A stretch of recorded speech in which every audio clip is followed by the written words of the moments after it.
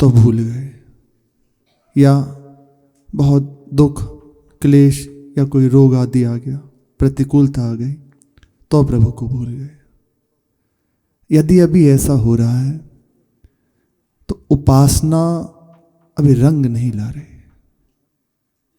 आप कह सकते हैं कि क्रिया हो रही है, आगे होगा तो है ही, प्रभु कृपालु है, पर अभी वर्तमान में आप उसका लाभ नहीं ले पा रहे।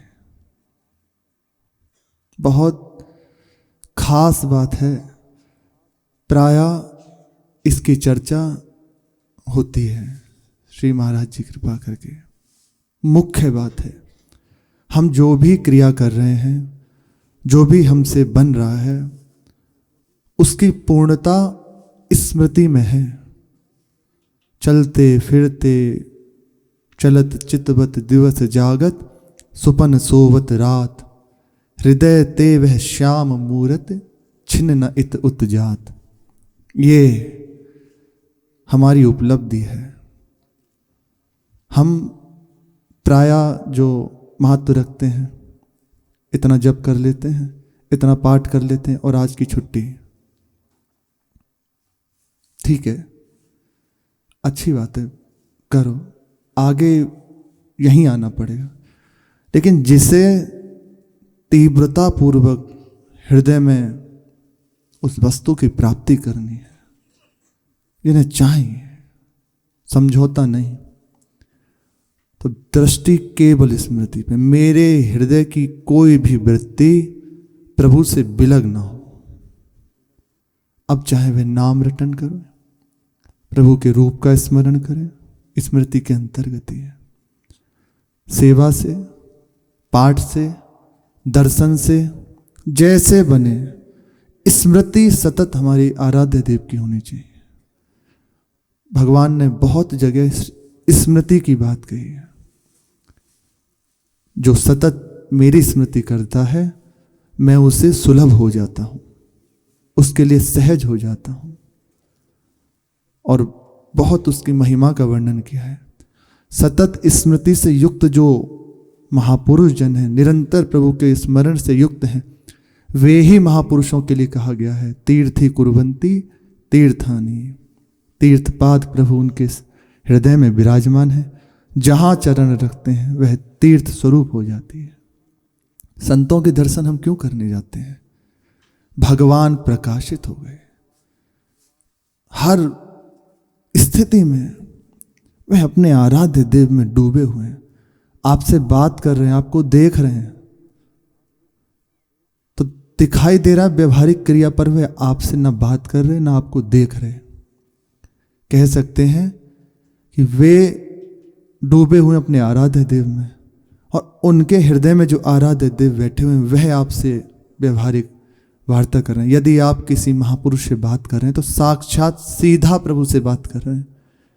एक बार की बात है, श्री राधा बाबा गीता वाटिका में विराजमान थे। सत्संग प्रभा, महापुरुषों का जीवन है सत्संग, प्रभु की चर्चा, सिद्धांत की चर्चा, बस। तो ऐसा महापुरुषों की चर्चा में कहा कि क्या आपको संत दर्शन करके ऐसा लगता है कि मैंने साक्षात भगवान से बात करी?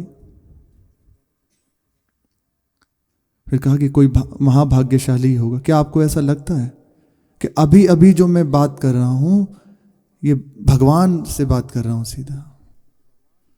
बोले जैसे, बोले भाई जी महाराज से आप मिलते हैं, वार्ता करते हैं, तो क्या आपको कभी अनुभव होता है मैं सीधा श्री भगवान से बात कर रहा हूं? आप कहोगे कि भगवान कैसे कहें कि हमसे सीधा बात कर रहे हैं, हमें तो महापुरुष दिखाई दे रहे हैं। देखो, जैसे कोई उपासक जो उपासना में लगता है तो उसके हृदय की एकमात्र लक्ष्य होता है मेरी संपूर्ण चित्तवृत्ति, मेरा जो भी मैंपन है वो प्रभु में डूब जाए, मेरा कहीं कोई अस्तित्व ना रह जाए।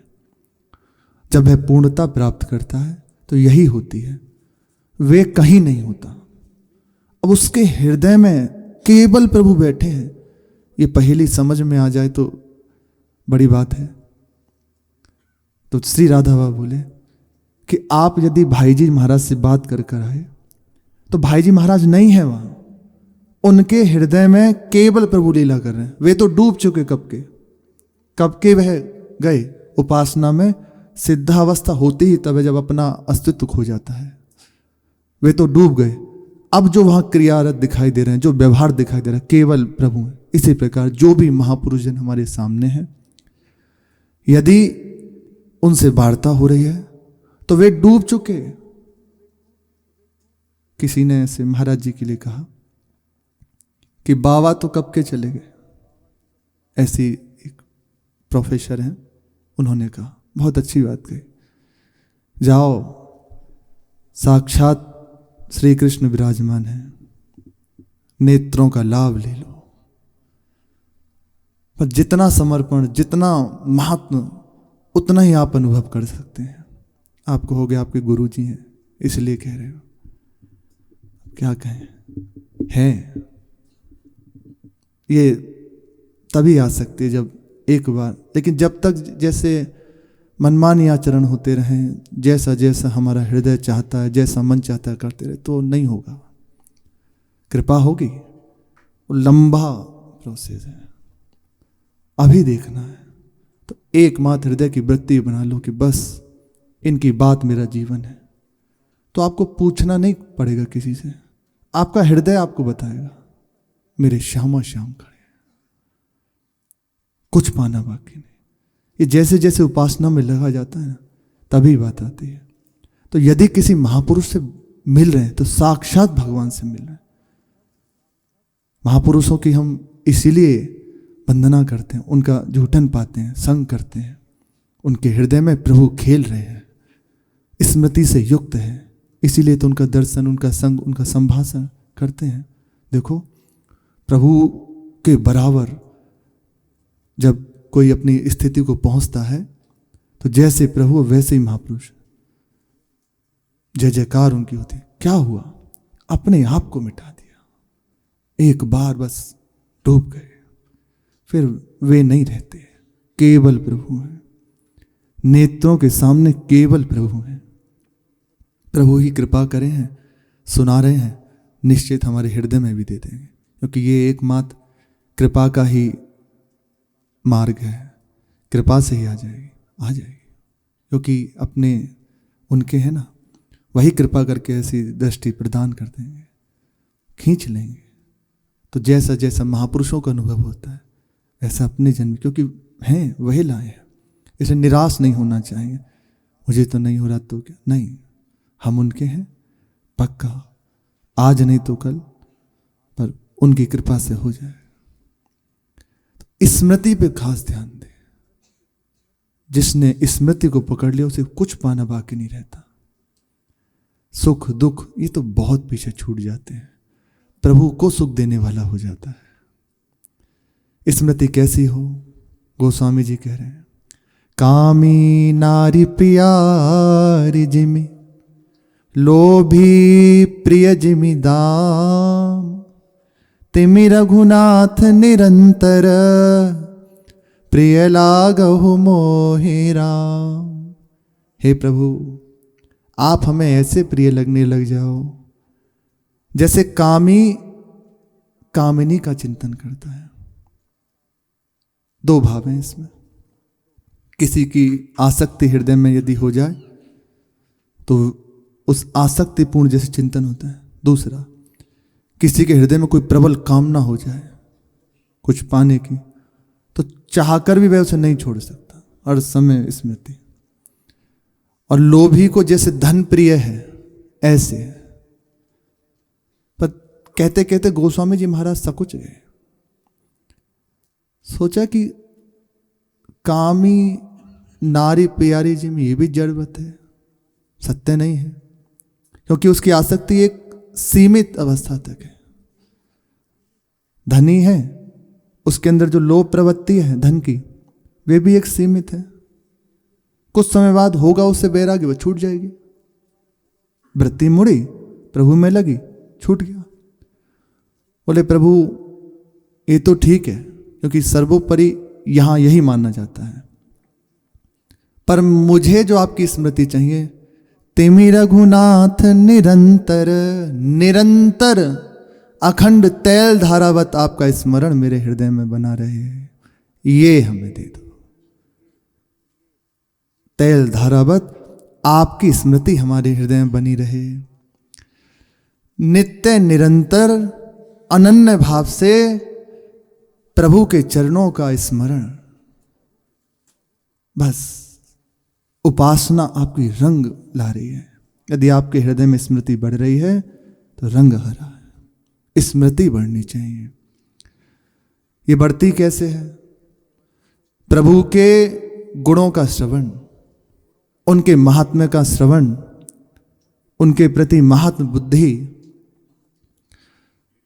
हर समय उन्हें सुख पहुंचाने की भावना, उनके जो लीला हुई है उनका गायन करना, इससे हमारे हृदय में स्मृति बढ़ने लगती है।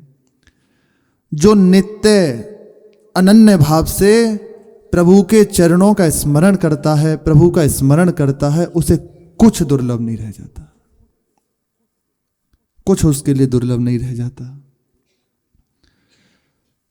बहुत जनों की मान्यता होती है कि अभी तो कार्य कर लिया जाए, अंतकाल में स्मरण कर लेंगे।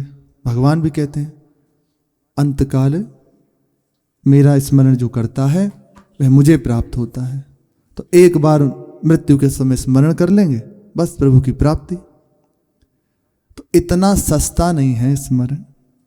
आज हम अपनी वृत्ति को प्रभु में नहीं लगा पा रहे, तो उस समय विचार करें कैसे लगी सकती है जब कफ, बात, पित्त बड़े हुए होंगे, कुछ करने की सामर्थ्य नहीं है, प्रभु के आश्रित नहीं है, उसकी बात हो रही है। किसी दवा से कोई रोग की निवृत्ति नहीं हो रही, कष्ट बढ़ता जा रहा है। अब जीवन भर जो किया है वही स्मरण में चल रहा है। घर वाले दिखाई दे रहे हैं, कोई पूछता नहीं है, सब प्रार्थना करते हैं कब मरेंगे। कैसे उस समय आप स्मरण कर पाओगे प्रभु का? कैसे स्मृति कर लोगे? आज से यदि आप अपने हृदय को प्रभु के स्मरण में नहीं लगा रहे, तो उस समय क्या जिम्मेदारी है कि आप स्मरण कर लोगे?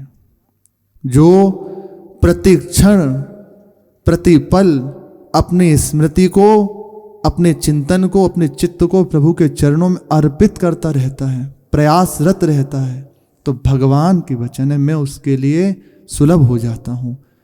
अगर ऐसे अवस्था है कि मृत्यु के समय वह स्मरण नहीं कर सकता, तो मैं उसके हृदय में स्मरण रूप से प्रकट हो जाता हूं। भगवान जिम्मेदारी ले लेते हैं। पर प्रभु से विमुख होकर मनमानी आचरण और विचार है कि अंतकाल में तो कर ही लेंगे, तो ऐसी हम भूल हृदय में ना रखें।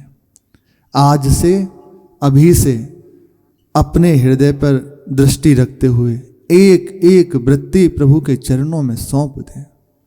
समझ में बस इतनी बात आ जाए कि संसार की प्रत्येक बात, चाहे वह सुखमयी हो या दुखमयी हो, झूठी है। यहां कुछ सत्य नहीं है। तो सत्य क्या है? प्रभु है। मैं अपने समय को व्यर्थ क्यों गवा रहा हूं? प्रभु की ओर बढ़ो, छोड़ो छोड़ो, भागो प्रभु की ओर। ये बात हृदय में आ जाए। कुछ बातें ऐसी होती हैं कि केवल संकेत किया जा सकता है, यथार्थ रूप अनुभव जब आपको होगा तभी जान सकते हैं, जितना आप उसका अनुभव कर पाए। जैसे कहा स्मृति करो बहुत आनंद में, तो जब तक आप अपने हृदय में उसको नहीं आदर देंगे, स्मृति को नहीं बढ़ाएंगे, तब तक आप नहीं जान पाएंगे उसका लाभ क्या है। जैसे एक बार स्मृति बहुत सहज है, धाम की प्रदक्षिणा कर रहे हैं, बस वृंदावन धाम को देख रहे हैं। और हमें तो जैसा गुरुजनों से सुना है, आप जो देख रहे हैं या कर रहे हैं तो उसकी स्मृति तो बनती ही होगी। आप जो सुन रहे हैं उसकी स्मृति तो बनती ही होगी।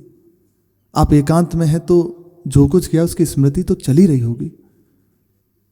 ये तो होता ही होगा। अगर ऐसा नहीं है तो फिर कहीं ना कहीं त्रुटि हो रही है। क्या त्रुटि हो रही है उसको जांचें। जहां उपासना सत्संग हमें जहाँ कहीं चूक हो रही है उसको संभालने के लिए सत्संग की सार बात है अखंड स्मृति प्रिया प्रीतम की। अब हम निरंतर बढ़े, इसलिए हम प्रभु की चर्चा, भक्तों की चर्चा, महिमा, इसी से लिए। पर सार बात है, पूज्य राधा बाबा के वचन है, प्रिया प्रीतम की चरणों की अखंड स्मृति हमारे हृदय में बनी रहे, बस ये है। तो इसे पढ़ा, ये होती है महापुरुषों के संग से, भक्तों की कृपा से, उनके चरित्र के श्रवण से। जैसे जैसे हम संतों का संग करते हैं, उनका चरित्र श्रवण करते हैं, तो हमारे हृदय में सामर्थ्य आ जाती है। सबसे पहले स्मृति प्रारंभ होती है उन भक्त का जीवन कैसा रहा, कितना कष्ट, फिर भी देखो सब कुछ सह गए, ऐसे बढ़ती है।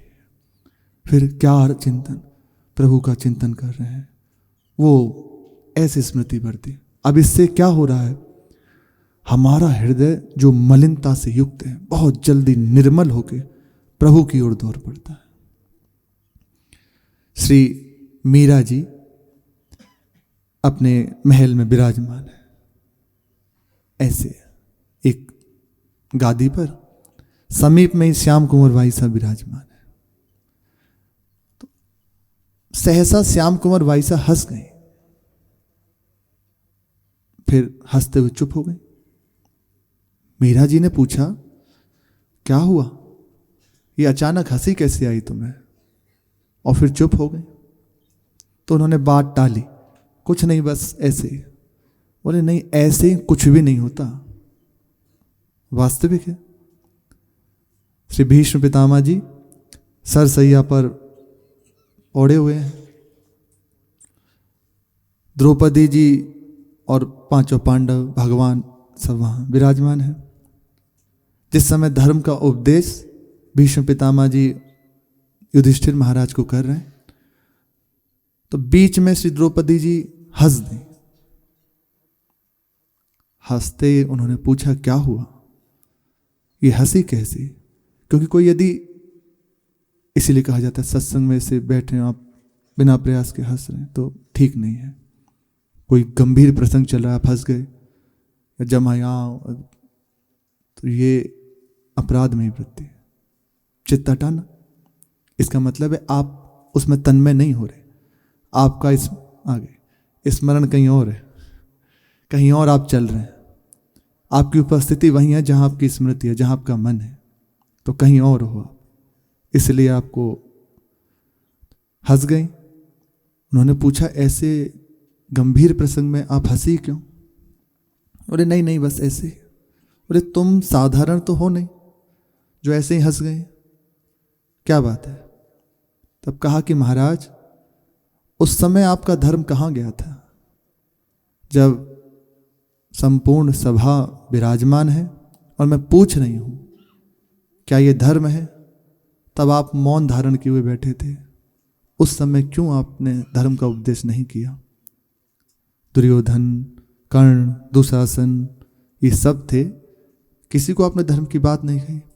इस समय जब दिख रहा है प्रभु पक्ष में और विजय श्री इनके हाथ है, तो अब आप धर्म का उपदेश कर रहे हैं, कहाँ गया था? तब है बताया। हंस गई, क्यों हंसी? ऐसे ही नहीं हंसा जाता। गुरुजनों के सामने बहुत सावधान रहना चाहिए। वो यदि हंस रहे हैं तो उनकी बात में बात मिला दे। वो कुछ कह रहे हैं गंभीर और आप हंस गए, एक बार की बात है। अच्छा, वो बहुत सूक्ष्म दृष्टि होती है, बहुत सूक्ष्म, हम जान भी ना पाए। वे हंसते बोलते चलते फिरते ऐसे ऐसे देख लेते हैं, ऐसे समझ जाते कहाँ हैं। कई बार महाराज जी ने कहा है, खड़े हैं सबके ऊपर ऐसे दृष्टि होती है, ये हंस रहा है, तो एक बार हृदय में ऐसा होता है कि प्रभु को लेकर हंस रहे हो, प्रभु की वार्ता से तो कोई बात नहीं है, पर वे जानते हैं ना, खाली हृदय और अपने आप को छोड़े हुआ है कि कितना घाटा कर रहा है। हंस गए, ऐसी कोई बात चली, समीप में ही थे कुछ, तो बात पे हट गए। तत्काल सावधान हो गए। क्या हुआ, कैसे? नहीं नहीं नहीं। फिर बाद में जब पूछा तब उस पूरा फिर किया उसका ऑपरेशन। महाराज गुरुजनों के पास बिल्कुल सावधान है। ये इसीलिए कहा जाता है कि बिना महापुरुषों के संग से आप कस नहीं सकते। जानकारी बढ़ जाएगी पर जो कसावट होती नहीं गुरुजन ही करते हैं। पढ़ते नहीं हैं, काढ़ते हैं। हंसी, बोले बताओ बताओ क्या बात है। कई बार पूछा, फिर कहा कि बड़े जनों के सामने चुप ही रहना चाहिए। श्याम कुमार भाई से ने कहा, पर आप कह रहे हैं तो अर्ज कर देते हूं। एक समय की बात है, आज से 2-2.5 वर्ष पूर्व, बड़े कुंवर सा हुक्म जयमल जी, मीरा जी के भाई, वे एक महल बनवा रहे थे अपने लिए। तो उसमें निर्माण कार्य बहुत तीव्रता से चल रहा था। पानी की आवश्यकता होती है। तो पहले एक पखाल होती थी बहुत बड़ी चमड़े की, उसे एक पड़ा कहते हैं, भैंसा उसी को कहते हैं। हाँ, उसे वो पड़ा उसे ढोकर लाता, तालाब तक जाता, उसे भरता और ढोकर उसे लाता। तो यही क्रम था। जल बह जाता जल के लिए और भरता उसे, फिर वापस ले आता। एक दिन पखाल भरने के लिए वही जो जिसकी सेवा नियुक्त थी उसमें वे पड़ा ये गए हुए थे। भरा तो लौट ही रहे थे तो रास्ते में देखा एक वृक्ष के नीचे एक साधु बैठे हुए। उन्होंने कहा कि सुनो, तुम अपने राजा के पास जाकर कह देना कि मैं अन्न नहीं खाता, फलाहार करता हूं, 2 सेर दूध मेरे लिए भिजवा दे। कई दिन से नहीं पाया, क्या है अब संत विचरणशील है, भिजवा दे, ऐसा जाकर तुम उनसे निवेदन कर देना। उसने कहा जी। और आकर, राजा उस समय बीरम देव जी थे। बीरम देव जी से वार्ता नहीं हुई उसकी। जो सेवक था उसने सीधा जयमल जी से बात करी कि कुंवर साहब, रास्ते में एक साधु मिले, उन्होंने ऐसा कहा है कि 2 सेर दूध मेरे लिए भिजवा दें। अब पता नहीं जयमल जी उस समय किस भाव में थे, तो सहसा बोल उठे कि इसकी इतनी हिम्मत, वो वहां की भाषा, उस बाबूड़े की इतनी हिम्मत कि मेरे से सीधा कहलवा रहा है हमसे कि दूध हमें सीधा लाके दे दे, उनसे कहें। अच्छा जाओ, वापस जाकर कह दो ये पड़ा है, इसका दूध निकाल लें और पी लें। अब उसने कहा जो आ गया, प्रणाम किया और चला गया। जाकर उसने ऐसे ही कहा। संत ने पूछा कि तुमने अपने उनको बताया? तो हाँ बताया। उन्होंने कहा कि ये पड़ा है, इसका दूध निकाल लीजिए और पी लीजिए। मीरा जी को सुन के इतनी बात बहुत बोली, हे भगवान, एकदम चौंक गई कि ऐसी ओछी बात कर दी भाई ने। बोले ये तो बहुत बुरा किया, बहुत अपराध कर दिया। फिर वापस जब लौटने लगा, संत ने कहा कि कहा आपने कि हाँ, उन्होंने कहा कि ये पड़ा है, इसका दूध निकाल लीजिए और पी लीजिए। और इतना कहकर वह हंसने लगा, परिहास सुनकर करके। शांत गंभीर हो गए। अब भगवत प्रेरित कृपा करनी चाहिए। अरे ठीक है। तो ऐसे खड़ा हुआ था, पड़ा, उसके ऊपर हाथ रखा, उसके मस्तक को ऐसे छुआ और भगवान नाम का उच्चारण करना प्रारंभ किया। और एक बार पीठ पे ऐसे हाथ फिराते हुए भगवान नाम का उच्चारण किया। धन निकल आए उसके और निरंतर उसमें से ऐसे दूध की धारा बहने लगी। अब तो उसके होश उड़ गए सेवक के। और सीधा उसने दौड़ा दिया उसे महल की ओर। संत ने जाते जाते कहा, कह देना कि दूध निकाले और पिए अपने राजा से, तो उसे बहुत अहंकार है ना, जाकर कह देना उससे इसका दूध निकाले और पी ले। अब वे तो एकदम होश खराब भागा महल की ओर। भागते हुए बस इतनी बात कान में पड़ी कि कह देना उससे, राजा से अपने, कि दूध निकाल ले और पी ले। वह पहुंचा, जाकर पूरी घटना जयमल जी को बता दी। अब तो जयमल जी के होश उड़ गए। अभी जो अहंकारपूर्ण बात थी तो कहने लगे, अब वह एक त्वरा और वो तीव्रतापूर्वक बात गायब हो गई। कहाँ है, बहुत दैन्यता से, कहाँ है वे संत? बोले वहीं तालाब के पास ही हैं। तो जयमल जी खुद ढूंढने के लिए आए वहां, पर वे मिले नहीं। बहुत परेशान हृदय में घुड़सवारों को दौड़ाया, जाओ ढूंढो कहीं भी।